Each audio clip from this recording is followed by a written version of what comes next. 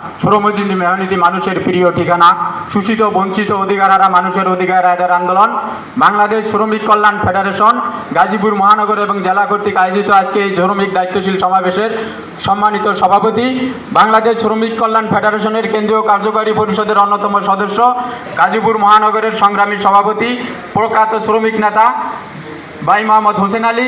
আমাদের এই মঞ্চে উপস্থিত আছেন বাংলাদেশ শ্রমিক কল্যাণ ফেডারেশনের কেন্দ্রীয় সহসভাপতি এবং ইসলামী ছাত্র শিবিরের সাবেক কেন্দ্রীয় সভাপতি, বাংলাদেশ গণমানুষের প্রিয় সংগঠন বাংলাদেশ জামাত ইসলামের কেন্দ্রীয় কর্ম পরিষদের অন্যতম সদস্য, বাংলাদেশ টিসিসি মেম্বার এবং বাংলাদেশ শ্রমিক অঙ্গনের পুরোধা, প্রখ্যাত শ্রমিক নেতা অ্যাডভোকেট আতিকুর রহমান সহ সম্মানিত বিশেষ অতিথিবৃন্দ, সম্মানিত আমন্ত্রিত অতিথিবৃন্দ এবং গাজীপুর মহানগরের জেলার দায়িত্বশীল ভাইরা এবং সামনে উপবিষ্ট প্রিয় ডেলিগেট ভাইরা, আসসালামু আলাইকুম ওয়া রাহমাতুল্লাহি ওয়া বারাকাতুহু। প্রিয় ভাইরা, আপনারা জানেন পৃথিবীর ইতিহাস শ্রমিকের ইতিহাস, মানব সভ্যতার ইতিহাস মানে শ্রমিকের ইতিহাস। যেই সভ্যতা সেই জাতি শ্রমিক বিপ্লব হয় নাই, সেই জাতি তাদের কাঙ্ক্ষিত মানে কখনোই পৌঁছতে পারে নাই। পৃথিবীর মসনদ শ্রমিকের আন্দোলনের মাধ্যমে পৃথিবীর অনেক মসনদ পরিবর্তন হয়েছে।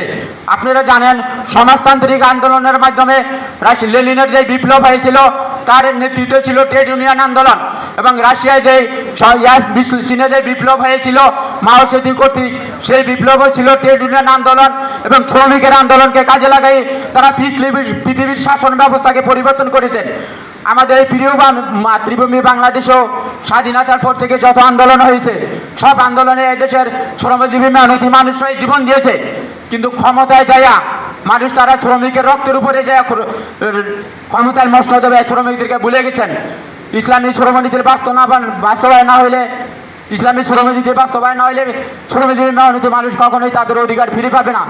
তাই আমরা শ্রমিক কল্যাণ ফেডারেশন থেকে গাজীপুরের যে শ্রমিক রাজধানী বলা হয়, গাজীপুরের এই শ্রমিক নেতারা গাজীপুর থেকে নেতা নির্বাচিত হয়ে প্রেসিডেন্ট প্রধানমন্ত্রী পর্যন্ত হয়েছেন, এবং আজকেও আমরা যদি দেখি গাজীপুরের একজন শ্রমিক নেতা শ্রমিক কল্যাণ ফাউন্ডেশনের কেন্দ্রীয় মহাপরিচালক হয়েছেন।